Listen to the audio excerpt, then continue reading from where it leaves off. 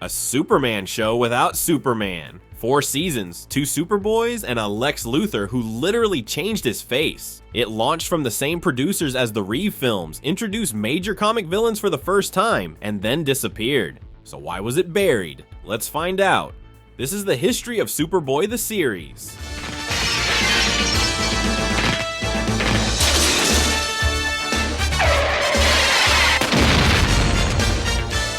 By the late 1980s, Alexander and Ilya Salkind had already helped define what Superman looked like on screen. They produced Superman the movie, Superman 2, Superman 3, and Supergirl, but after selling the rights to Superman to the Canon Group, the Salkinds were sitting on an unused licensing agreement, which was for a character DC Comics had just erased from continuity, Superboy. DC's 1986 reboot, The Man of Steel by John Byrne, made it clear there was no Superboy anymore. Superman didn't suit up until adulthood. The teenage version? Gone. But the Salkinds didn't care. With their Superman rights gone and DC moving on, Superboy was the last piece of the franchise they still controlled, and they were going to make it work.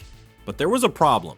They'd never made a TV show before. So while Alexander Salkind took a back seat, Ilya stepped into the trenches. He had to figure out how to build an episodic series from scratch, quickly, and without the backing of a major network. This was pure syndication. That meant more freedom, but also more risk. No guaranteed airtime, no studio pipeline, just whatever airtime Viacom could secure.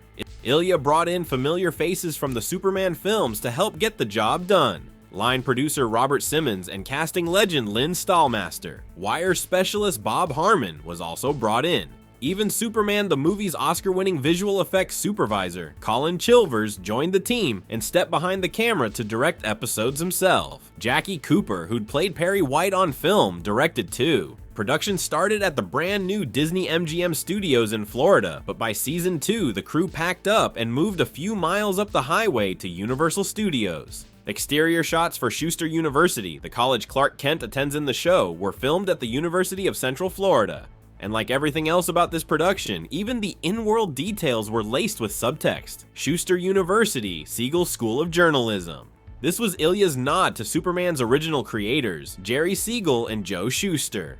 A subtle tribute built into the architecture of the show. This wasn't a one-off nostalgia grab. It was a real attempt to build something. To reimagine Superboy as a weekly fixture, backed by practical effects, comic book writing muscle, a composer who gave it its own sound, and a production team that had already helped define the live-action Superman mythos once before. Now all they needed was the right cast. He looks like any other 19-year-old college student. I wouldn't want you doing anything foolish that might tip off who you really are. The girls think he's cute. I really gotta go. But the lead role of Superboy didn't go to a household name. It went to 24-year-old John Newton. Newton had just finished 2 years of acting school in New York and was visiting family when he casually stopped by a casting office. He landed an audition for Weekend at Bernie's. He didn't get it. But the casting director saw something else, and soon Newton was being flown to New York for a screen test, and then down to Florida for a second one, this time in Christopher Reeve's original Superman suit.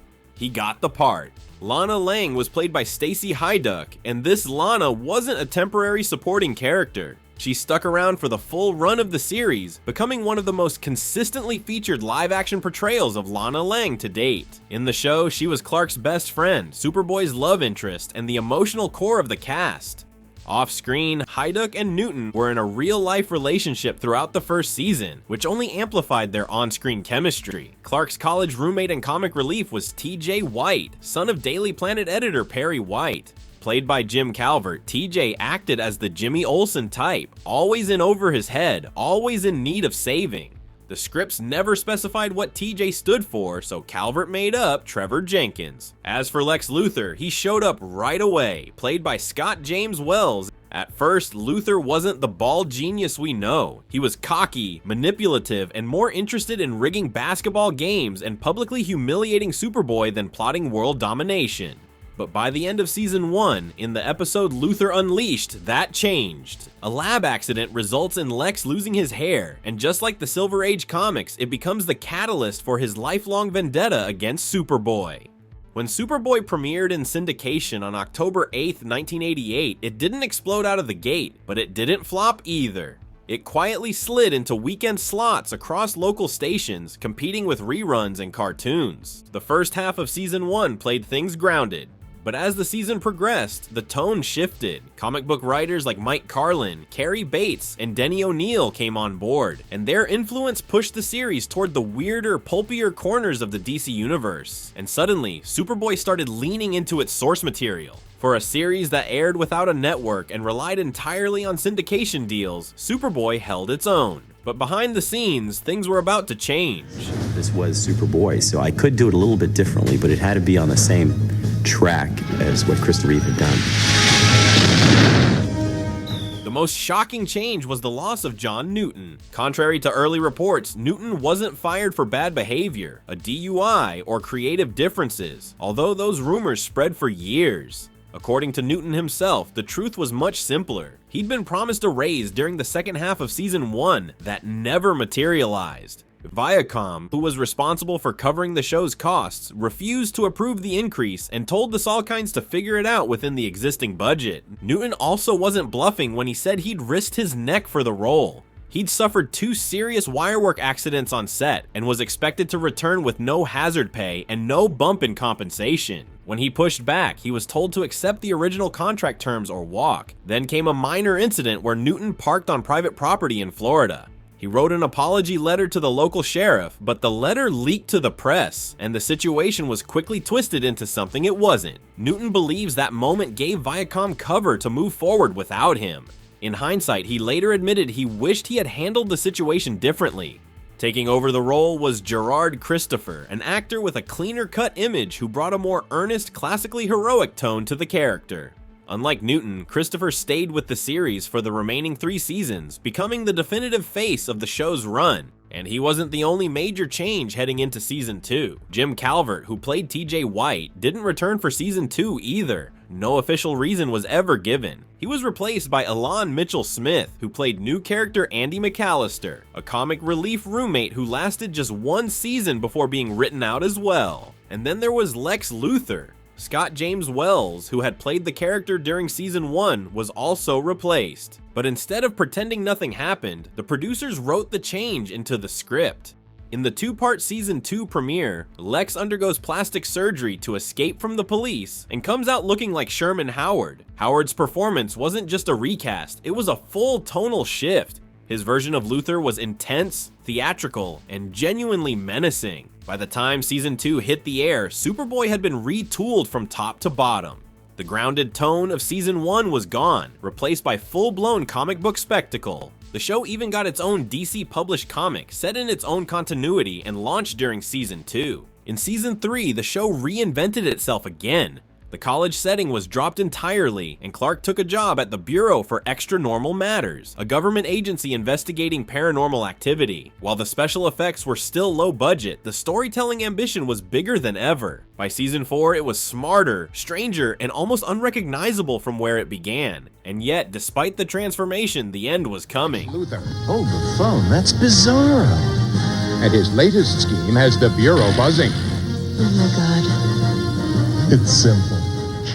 The Salkinds had held the rights to produce Superboy thanks to a pre-existing license they'd retained after selling off the Superman rights to Canon Films. But by the early 90s, Warner Brothers wanted those rights back, and they were willing to fight for them. As the Salkinds prepared for a 5th season, the studio launched legal action to reclaim control over all Superman-related characters. Superboy was now in direct conflict with their plans, which included developing Lois and Clark, the new adventures of Superman. The lawsuit effectively blocked the show from moving forward. Despite solid ratings, Superboy was forced to wrap up after season 4. The rights battle dragged on for years. Eventually, the Salkinds and Warner Brothers reached a settlement, but by then, Lois and Clark had already premiered, and Superboy had become a relic. For years, Superboy was nearly impossible to find. Fans relied on bootlegs from old TV broadcasts. Even Gerard Christopher sold homemade copies through his website before Warner Brothers shut that down. Things changed when a legal settlement between Warner, Viacom, and the Salkinds cleared the way for official releases. Season 1 came out on DVD, Seasons 2, 3, and 4 followed through Warner Archive, with all 4 seasons now available on Amazon and Apple TV.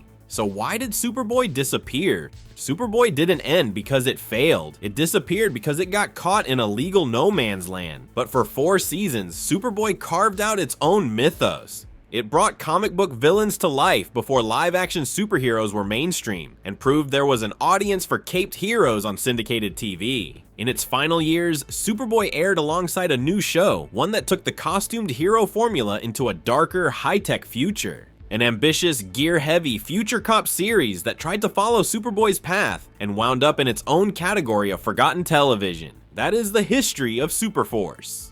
Thanks for watching, and don't forget to subscribe for more awesome content.